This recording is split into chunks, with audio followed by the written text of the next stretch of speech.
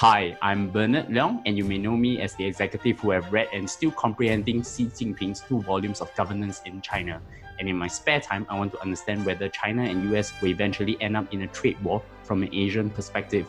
You're listening to Analyse Asia, the weekly podcast dedicated to business, technology, and media in Asia. And today, I have an old friend who I know a long time ago when we were both studying back in the University of Cambridge, UK. James Chau, a news anchor, editor at China-US Focus, and World Health Organization Goodwill ambassador. Welcome, James, and it's a great honor to have you on Analyse Asia podcast for the first time. Thanks very much, Bernard. I hope it'll be just the first of many times, not the last time. That's right. And we have met when you were still doing your undergraduate in Cambridge. And that time I was doing my postgraduate. And I remember we always discuss about foreign affairs and worldly affairs and in parties and etc. So after that, you went on and became a news anchor and also now hosting your own podcast with China-US Focus. So I wanted to ask you, since that period where we departed, how did you start your career and where are you now? Well, it's accidental if you look back at it, because when I was growing up and up until I was at university, for the first 16 years at least, I thought that my life would eventually lead into music. I was a pianist and I studied at the Royal Academy of Music when I was 12. So I started very early in that conservatory environment where the students are there to grow a career in music as professional musicians. As it turned out, I had a car accident when I was 16, and I think it opened up my eyes to a wider world. It's very good to be focused and to be focused on one thing, but I think at the same time, one needs to be aware of your surroundings, the opportunity that brings, and also the need to reinvent oneself sometimes. So when I was 16, even though it sounds very young, I think that my life was on one track. And then I had to find a way to make myself relevant all over again. I think that's very hard. You know, a lot of people don't know what they want to do when they're at university or even well after beyond. And I understand that, but I thought I had one plan for life and that didn't happen. So eventually it led me to the other thing, which is television. I always say, thank God, I learned how to read and write when I was in school, and I could write. So I started writing in college and writing for student newspapers and for anyone who would publish my work. And that eventually led to television, journalism more widely, and television more specifically. And I suppose that's how it all began. And you have been with Hong Kong TVB, which is a very well-known television station, and also a guest presenter on Horizons, the award-winning show at BBC, which I watched, and also a long-time anchor on CCTV News, or now people call it CGTN. In fact, I seen you on the National Day of 2008, where you were on screen. So you have the opportunity to actually interview a lot of interesting people, whether it's Muhammad Yunus, Ban Ki-moon, Christine Lagarde, and many important people globally. What are your impressions of their thinking and the experience of interviewing these movers and shakers in the world?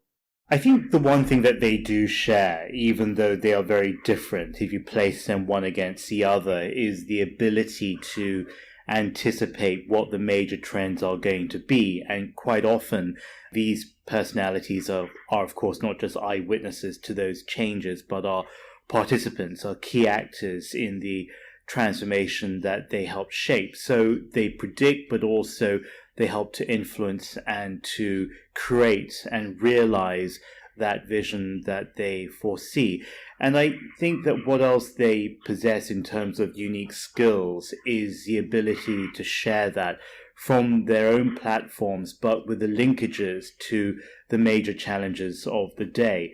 The major challenges of today is not so different to what it was like 15 or 18 years ago when I first started in journalism, whether it be climate change, environmental protection, economic stability, refugees, and I think more deeply the quest for social justice and how to achieve that on balance, not just for the countries where health burdens are greatest, for example, but for everybody. You know, all of us have a right to the best life that we can achieve. And I think with the Sustainable Development Goals, which I'm now working on, you see a more even spread, partly because it builds on the Millennium Development Goals that came before it, that focused really only on the countries that were the poorest and most vulnerable in infrastructures. But I think also because now, as you know, Bernard, we're living in a time where many countries and many continents that were regarded as global leaders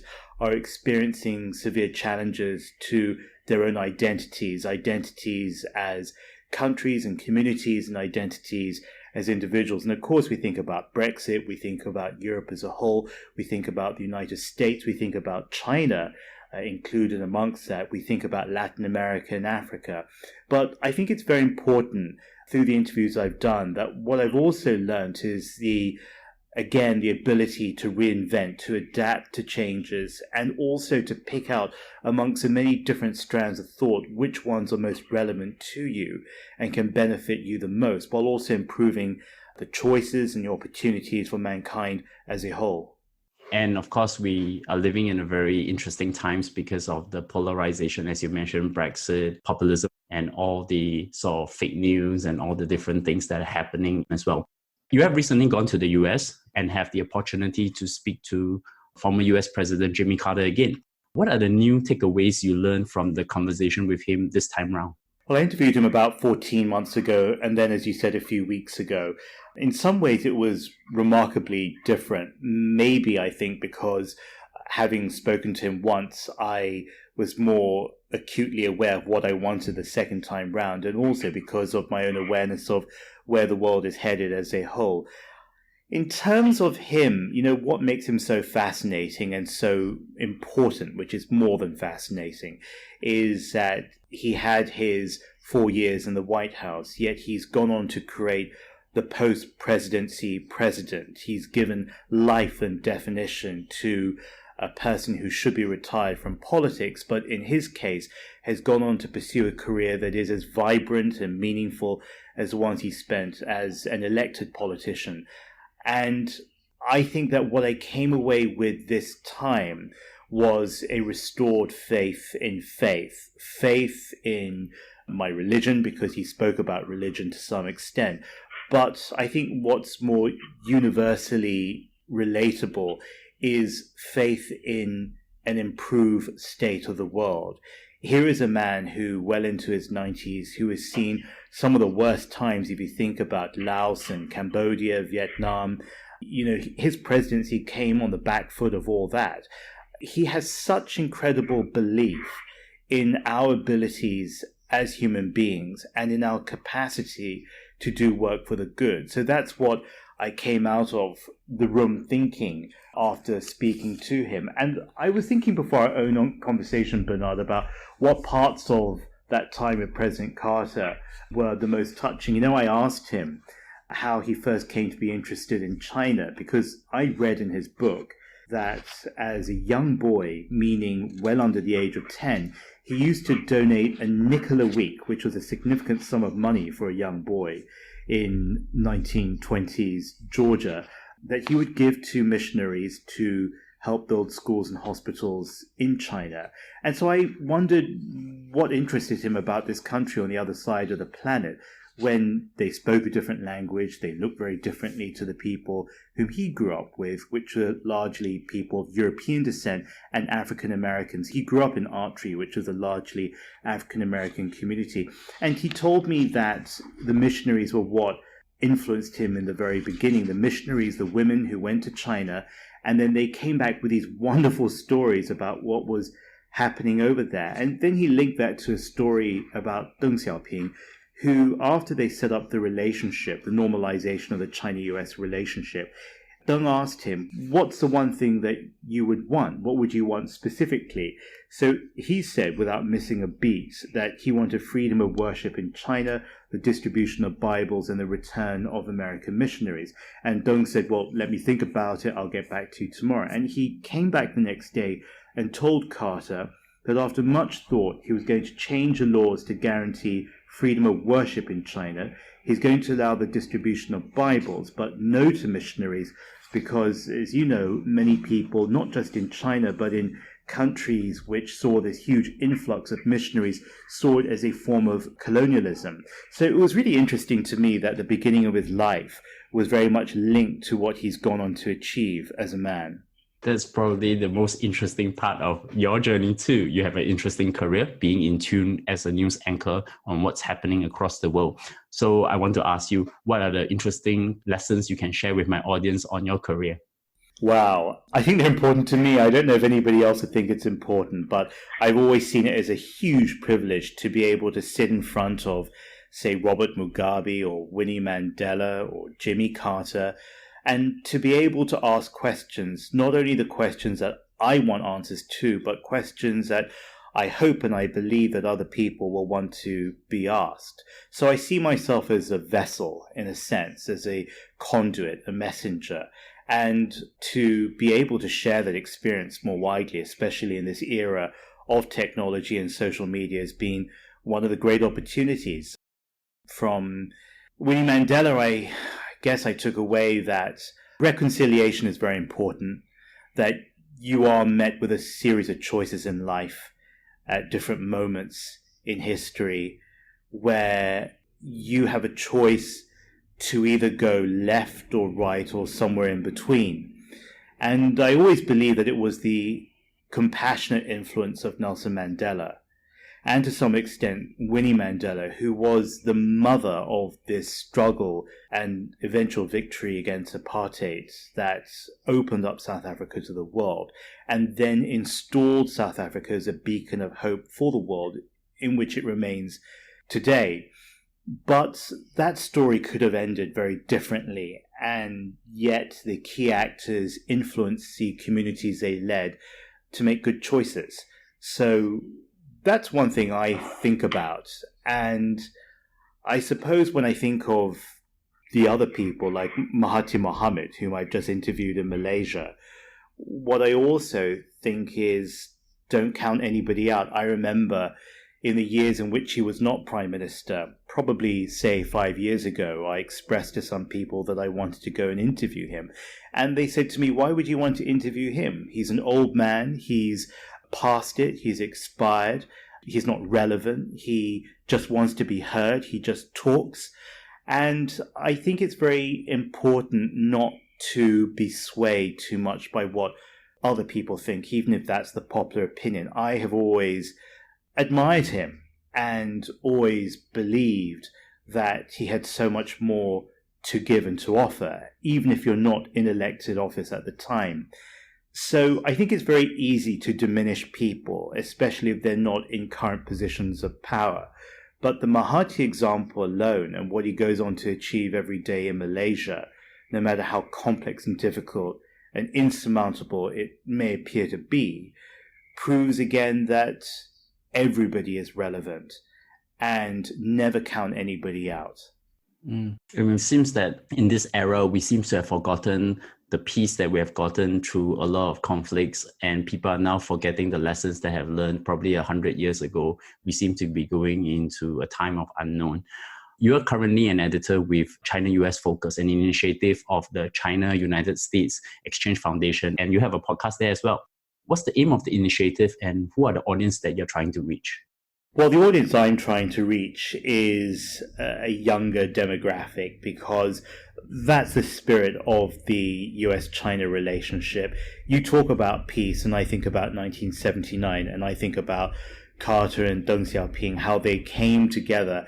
And one of the first things they chose to do was to establish an educational exchange, the legacy of which has been millions of young people, more from China admittedly, going to the United States, but two ways nonetheless. And I've worked with young people my whole life through the One Young World Conference as a young person myself, as someone who's benefited from youth leadership frameworks. And this is what I think captures the bilateral relationship, the ability to infuse peace through young people who are at the beginning of their lives in many sense, and who have the capacity, who have the skills, especially today with the advance in technology, to be at the forefronts of transformation, and forefronts, yes, of the battlefield, But as you said, back in the 70s, there were so many conflicts at the time.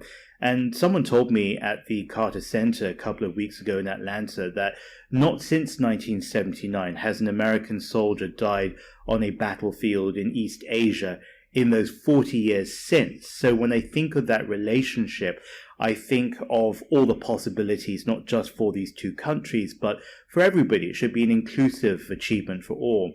So the China-United States Exchange Foundation is founded on that principle that we want to bring people together in the belief that this is the most important bilateral relationship globally. I think we can almost agree on that today, at least economically, politically, as two of the 5 permanent security members of the UN Security Council, and so on and so forth. I mean, the United States and China, how they exert their influence is so critical, but how they come together is perhaps even more so. So it's a belief that through this very, very important dynamic, that you bring people together, that you share, that you're inclusive, and through all that, you try to replicate the peace that we want to achieve for everybody. Without peace, there can be no development. I learned that from Margaret Chan when she was Director General of the World Health Organization. And she says, whether you're talking about Ebola in West Africa or whether you're talking about elsewhere in the world, if you don't have peace, if you don't have stability, you can't begin building the health infrastructures or social infrastructures that lead to prosperity, that lead to job growth, that lead to economic wealth in any community. So that comes to the main subject of the day, which I want to talk to you about, which is the China and US relationship. I think what is interesting that is ongoing is, if you look at currently, we are now in mid-February, and hopefully by March 1st, they would have hashed out an agreement. But I have recently read from the different news sources that that might also be delayed. But I want to take a step back and look at where we are now. What is the chronology behind US and China's relationship, and how did it end up towards a pending trade war, given that so much tensions have been ongoing in the last 2 years, ever since President Trump came to be? Well, I'm going to try and avoid oversimplifying it. It's easy to look at the trade war or the trade disputes or trade skirmish, as I prefer to call it. And we'll get back to that and date that back to the past year or maybe even to the beginning of the new administration in Washington. But I think if you look further back, let's just say to the earlier parts of the 20th and 21st centuries, you'll see that China was a very, very poor country. Let's just agree on 1979. So when you had that normalization of the relationship between the US and China, I think more than 90% of Chinese at that time, which was about 900 million plus, were living in poverty. They were desperate, they were hungry, and they didn't necessarily have a vision to achieve a better life. Deng obviously saw something very different. He saw potential and he knew that he could chart a way. So you had the US-China relationship, which wasn't a separate event to the bigger framework it was embedded within, which was opening up and reform. So China was a very poor country, and we've already spoken about peace and how that then led to trade, how today they are each other's biggest trading partners, doing at about $712 billion worth of trade annually. Then you have the World Trade Organization, and China entered in December 2001 through the Doha ministerial meeting, and I was there reporting at the time. So you fast forward now to a very different picture. Everything's been going so well through George Bush Jr., through Barack Obama, and now with President Trump and his cabinet. And there is very much a belief today on the American side, at least the official line, because that's very different to what American businesses are saying. They're extremely worried. They don't want this dispute with Chinese counterparts. But at least if you look at the White House, they're saying there's been a long time abuse of what they call a broken international system, which has led in part to the unfair practices with China as they see it today. From my take, I think that is a system, broken or not, that's obviously enriched the United States, has propelled it to becoming the world's #1 economy. But does that system need to be reformed? It was drawn along the lines of the post-Second World War period. It's the Bretton Woods system where we have the IMF, the World Bank, the G7, a financial order that's largely, absolutely unchanged in the year 2019. Now you have a new player, China, and it's not just China. You've got Brazil, you have India, you have South Africa, you have Russia, you have other countries, Indonesia, Malaysia as well. And I think what's happened is that there's been a certain amount of space, and the traditional players have found it very difficult to say that we're willing to either share that space or actually voluntarily take a sidestep and say, come and join us. We know that when people come together, magical things happen. You collaborate, you compete, and together, through that healthy competition, you achieve something for everybody. When I think about an iPhone, I think not just about an American handset. It says it on the back, designed in California, made in China. And that's the magic of what happens when you bring talent together. These two countries personify that talent, but it's not restricted to two countries. And so I think largely what's happened is that China has expanded its influence in the world, and perhaps some people are not so happy about that. And I think that I agree with you wholeheartedly that a lot of things are very nuanced, because from the way how the media, probably Western media, shaping the way how we think about it is pretty one-dimensional. But I want to sort of zoom in a little bit to the understanding of this. Can you provide the context, say, if a trade war were to happen, what would it mean in the context of the current one between US and China? Is it when the talks break down and the terrorists happen, or is it going to be different demands are met and fulfilled between both sides, or compromises? Well, Jamie Dimon, he said that it's not a trade war. He calls it a trade skirmish. And the reason why he limits it still to skirmish, he says that we can add tariffs to more things and the Chinese can retaliate in other ways. And I don't think all that's good. It's not a devastating thing. It's not a war. It's a trade skirmish that can have negative economic effects. Those economic effects will range from anything from higher consumer prices to families in the rural Midwest in the United States being hurt. I think not just of countries. I think we should think of in terms of communities, and whether we're American, whether we're Chinese, no matter what our backgrounds happen to be, I think we should all think about it in terms of people, so that we don't see it as a them and us, but we as fellow members and equal members of humanity, what do we stand to lose? In terms of a trade war versus a trade dispute or trade skirmish, I think, you've already indicated that it's very different. Trade war is the word and terminology that's commonly used across media. But if it really was a war, then you wouldn't have negotiators sitting down regularly at scheduled stops. There hasn't been a breakdown in negotiations or communications. There's still very much a great sense of hope.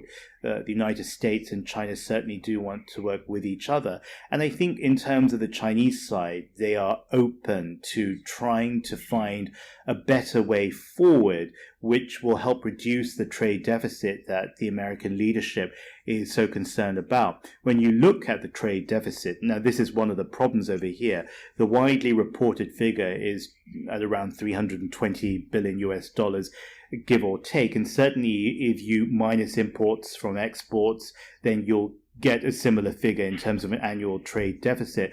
But if you look at the nuances, the word that you yourself used, Bernard, Larry Lau, an economist based over in Hong Kong, an academic, has been looking at value-added trade deficit, and he calculates it at little more than $100 billion. So certainly we seem to be seeing through the tit-for-tat retaliation going on right now that trade deficit shrinking. But the balance could be a lot closer in the future than the larger figure that the US Bureau of Economic Analysis has been touting with the help with all media.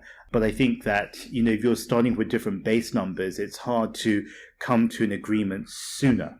I think this is where I'm pretty curious to know, is it because of the rise of China, for example, the Belt and Road Initiative, and also the difficulty of Western companies entering China? For example, we know that technology companies in Silicon Valley have a lot of difficulty operating in China. They are almost all banned, and also intellectual property arguments between both countries. Is that why it has been going towards this relationship now to almost they're getting into what's called a Tulsis trap, where they might eventually push themselves towards conflict? Or is there an alternative route that there may be the third way where they can still coexist peacefully but compete as rivals at the same time?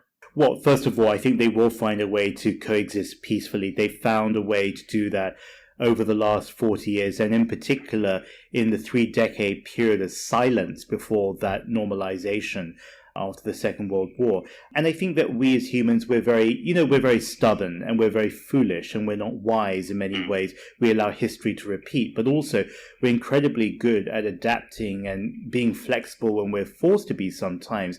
I think they will find a way through because they don't really have a choice. The planet, in a way, rests on our choices. And when you have the two lead actors globally battling it out, then they certainly will find a way to make it happen. So I'm not concerned about that. But in terms of intellectual property rights, you're looking at China, which is so many stages behind the United States.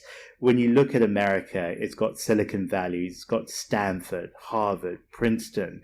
They've got all these incredible institutions where they drive the way we interact with one another. And I think we should all be grateful to them for that alone. If American businesses weren't allowed into China, then we wouldn't have McDonald's, Coca-Cola, Pepsi, Boeing, Starbucks, Apple, Nike, Facebook, Procter & Gamble, products like Coke or Pampers, General Motors. I read that General Motors sells more cars in China than it does in the United States. It sells more iPhones, Apple does, in China than it does in the United States.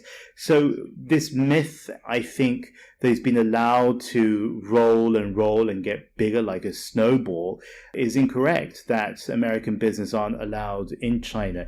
If you look at the figures as well, the Chinese Commerce Ministry puts it at 68,000 US businesses currently in operation in China, and Chinese subsidiaries of US companies are turning in huge amounts of money every year. And these are the companies that are very worried about this trade dispute and how it's going to hurt them first and foremost.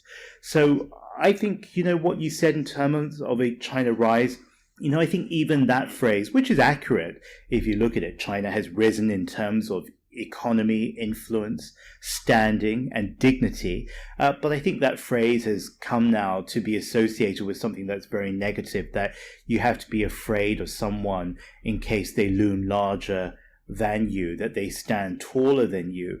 So instead of rise, I would see it as an expansion. Naturally, people grow when they have been fed. So I think, a lot of it has to do with that people are worried about China. What they need to try and do is to stop trying to make China in its own image, which has been the way the missionaries did before, which has been the way of many of the developed nations, and instead try to engage it on terms that are truly equal, on terms that are truly respectful, not just to the Chinese, but the Chinese need to do that in return as well. It's a two-way relationship. It's a multi-way relationship. And certainly the Chinese need to learn to do that if it hasn't already. And I think that this is very reminiscent of the Japanese in the 1970s, 1980s, as well with the US relationship, and also Korea in the 1990s. And now we have China. If you read the Western media and you read their foreign policy experts, what people have been talking about is that the United States is trying to push China towards a new type of Cold War. And people are now talking about digital Cold War, and where the US is gathering its allies, for example, the European Union, in banning Huawei, for example, on the pretext of cybersecurity, and stopping Chinese technology companies, for example, Alibaba, to acquire any US companies. So, for example, they couldn't even get the Huawei phones out through AT&T in the US. So does that mean that what they're actually currently doing is also impedes China's ambition to be a technology independent nation? I mean, the ZTE incident was one example that a Chinese company could just fall apart because of something like that going on there. I read an article in the Sydney Morning Herald, the Australian newspaper, that said that last summer leaders from, and I'm not sure at what level of leadership, but representatives then perhaps is a more accurate term, of the Five Eyes nations, so the UK, Canada, Australia, New Zealand, and I'm missing one out, but it'll come to me, met, and they made a decision there that they were going to corner Huawei and push it out of the market. So if that's the case, then you would see a traditional alliance based on the previous British Empire, English language speaking, trying to single out and trying to push up. The consequence of that is going to be this, and it's what Carter told me when I met with him. He talked about the possibility, the real possibility of a modern Cold War. And remember, he was a leader during the height of the Cold War in the late 70s and early 80s himself.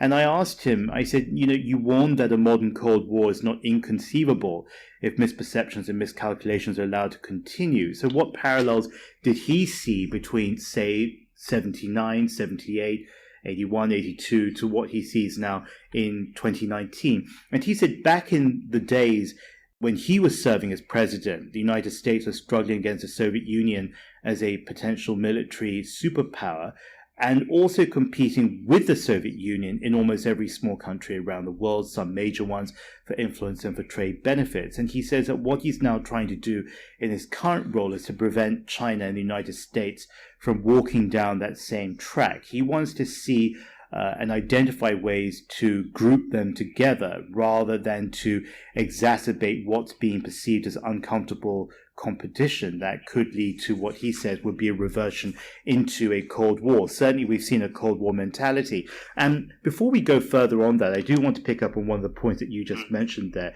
You brought up the excellent point about Japan, and President Carter said that that was one of the models for him. He said that when he was president, there was still a lot of hatred. He said that a lot of Americans still despise the Japanese.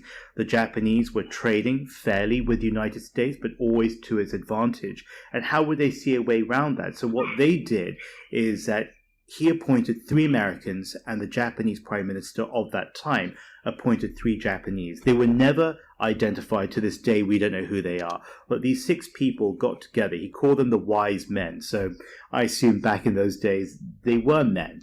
But today, Carter wants wise people, men and women, 3 from the United States, 3 from China, to achieve what he achieved back in the 70s with the Japanese. 6 people working together in a trusted, quiet environment, allowed to work away from the media, away from the public pressures that come with that, to report to the 2 leaders, and then to come and provide solutions. And I think that's his ability. He said he was going to write a letter to President Trump to suggest that model. I don't know how far that's come in the few weeks since then, but I think that's one idea, and certainly it represents a spirit of the idea that could go forward. But certainly if you look at Huawei, I think it's Huawei and other companies that will also be in the firing line.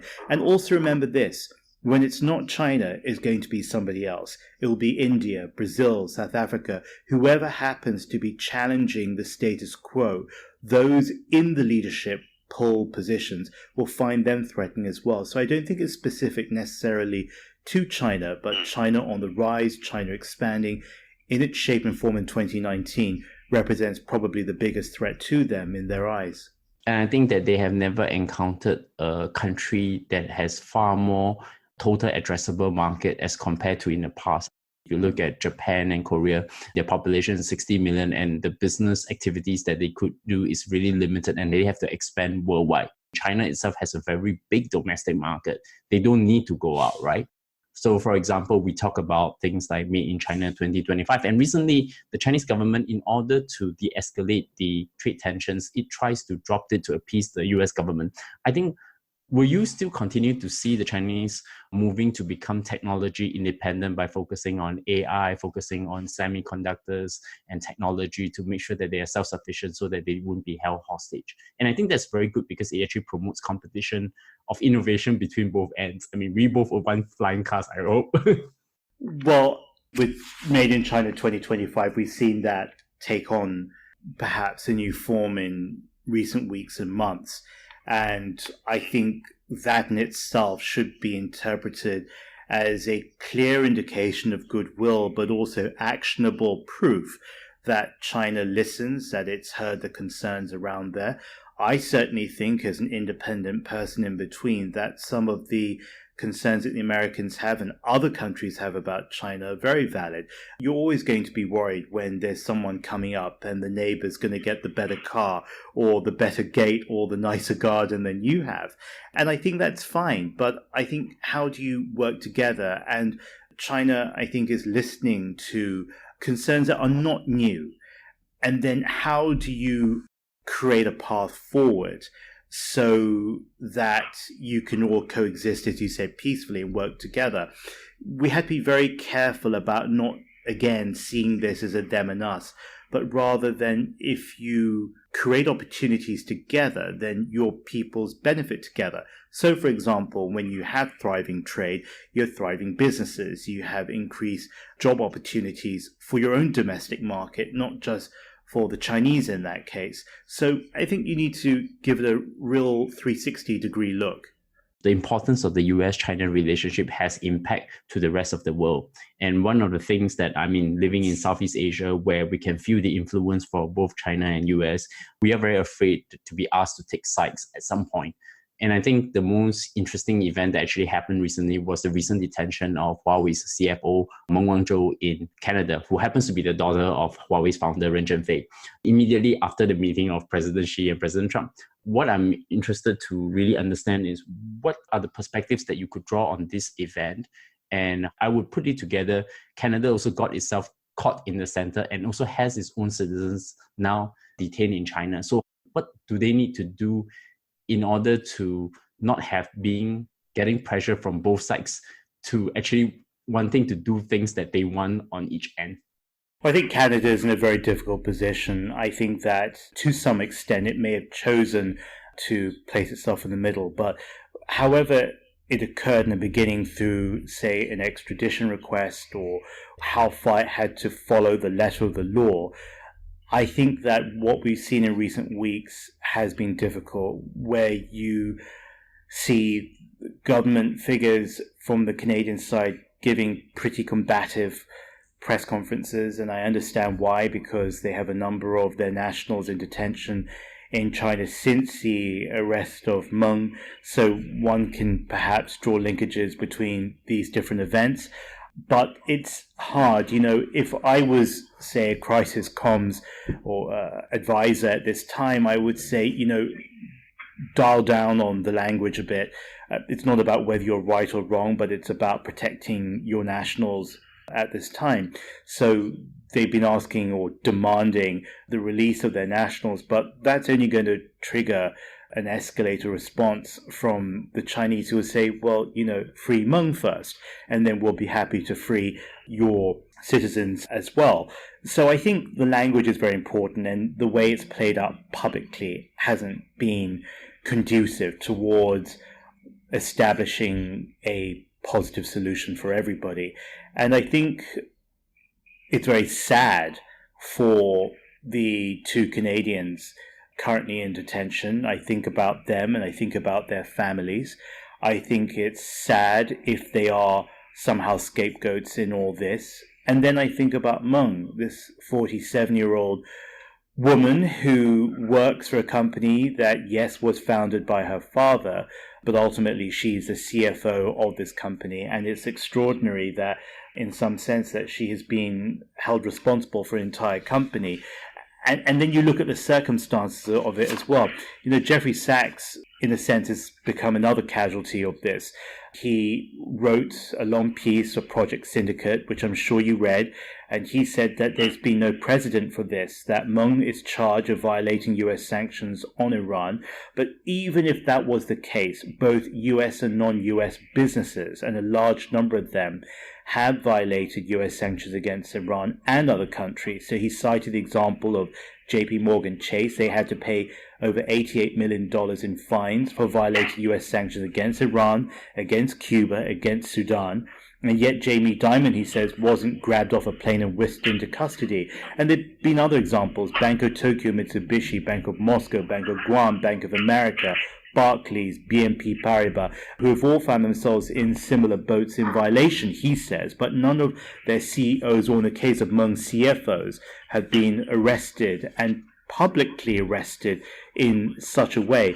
And then I think about Jeffrey Sachs, because of course he came off Twitter and we all enjoy reading his tweets.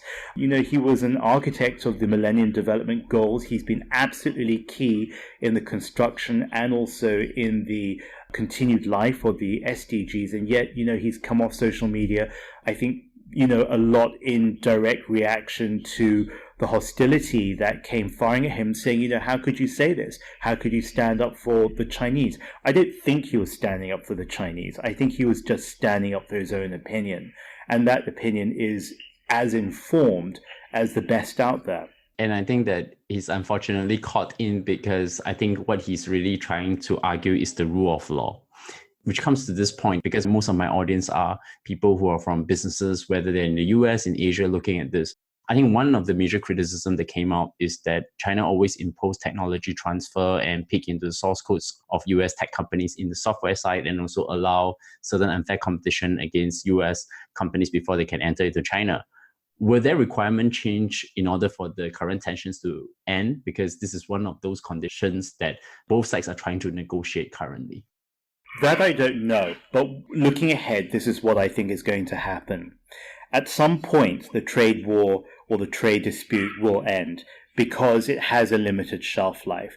And I think that you have two highly intelligent leaders of two wonderful countries who will not want to see further damage being done until they drive each other both into the ground. So I think that the trade dispute in itself, as we see it, will have a limited shelf life. But what I predict will happen after that, say if we look at the period beyond 2019, and say if we think about a 3 to 5 year time frame, is that they're going to work on a new sense of normality for themselves. Clearly, I believe that the US-China relationship as we once knew it probably no longer exists. China is no longer a country which is being racked by poverty, but it's one that still has about 40 million people plus living in poverty, but that's a small percentage when you look at 1.4 billion. So obviously it has now the opportunity to refine itself rather than to dig itself out to above ground as it was in that position 40 years ago. So a different China, a different United States, a different time in the world, and a different set of moving parts. And with that, these two countries as co-leaders in some sense, and I'm also careful to say that because I don't think the Chinese will see themselves as necessarily in the same category as the United States. They don't see themselves as powerful or as capable in some ways. But what you will find is that they will begin to find new ways to work with each other. And this series of negotiations is that opportunity to begin constructing that new dynamic. It's going to be difficult, but I think it's going to be exciting. Jack Ma has spoken, for example, about how this trade skirmish will have lasting impact, or say 20 years down the line.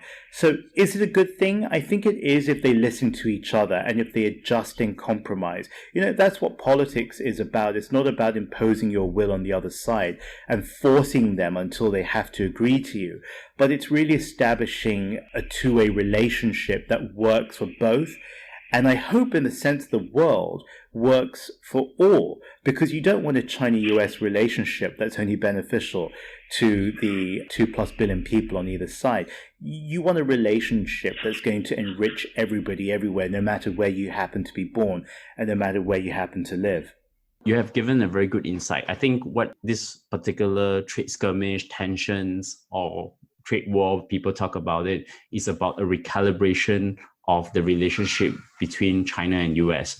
What I want to ask is, I think you already gave me some early glimpse of what is this recalibration doing to their current norms. So if you look at it from now, maybe the short term, middle to long term, given that you have also said that it's going to be highly important, maybe if we look at where we are now, 20 years from now, where do you think are the rudiments or the things that will change in this US-China relationship then? I think we need honesty on every side. I think we need to look to the nuances and to begin picking them out. You know, Facebook, which we all know is not available in mainland China and was blocked there many years ago, and in its place came other Chinese models of that. Facebook still has a presence in China. It will shock many people to hear this, and I was too, when I read the article in the New York Times the other day, that by revenue, it probably ranks as the 7th largest internet company in China today, because even though it's not available in China without illegally using a VPN, but they churn out about 20,000 ads on Facebook alone from Chinese businesses wanting to reach American and other audiences outside of mainland China. There's a $5 billion in revenue in 2018, and that looks set to continue. So I think that, you know, we need to accept that American businesses are welcome in China, probably not to the extent in which they hope to be. And is that fair or not? Maybe yes, maybe not. And I think the Chinese need to listen to that and need to be very sensitive to the fact that it is a changing world and that they are vulnerable also in a trade dispute. So I think you look at that holistically and you look at the rudiments, as you say.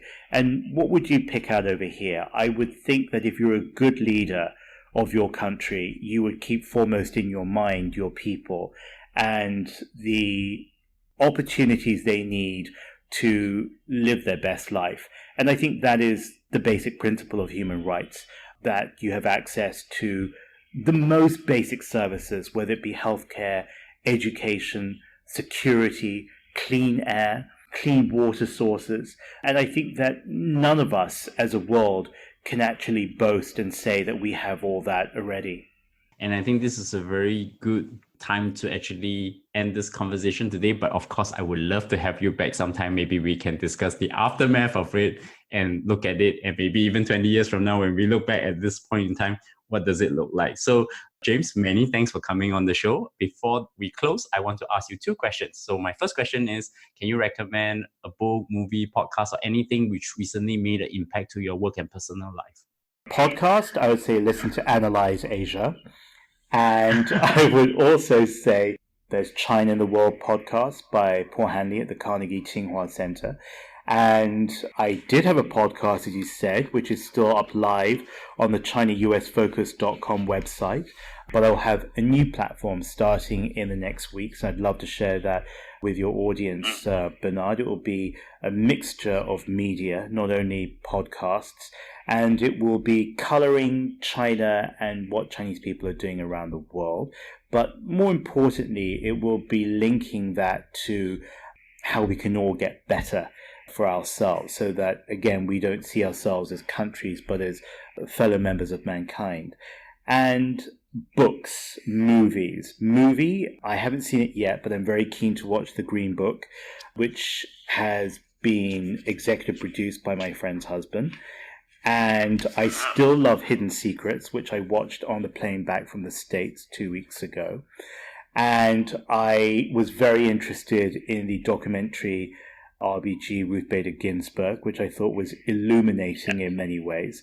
And books. I brought back a number of books from the United States, all of which I'm reading right now.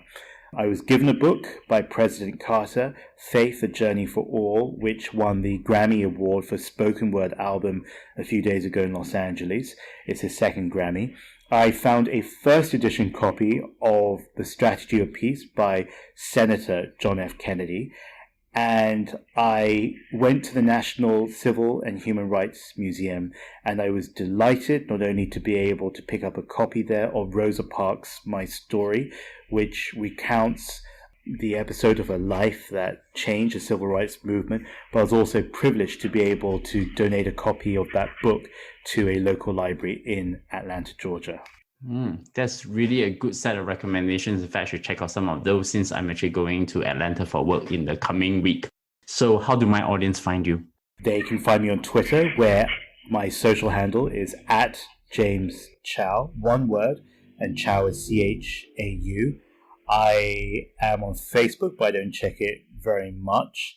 And you can see some of my work on ChinaUSFocus.com.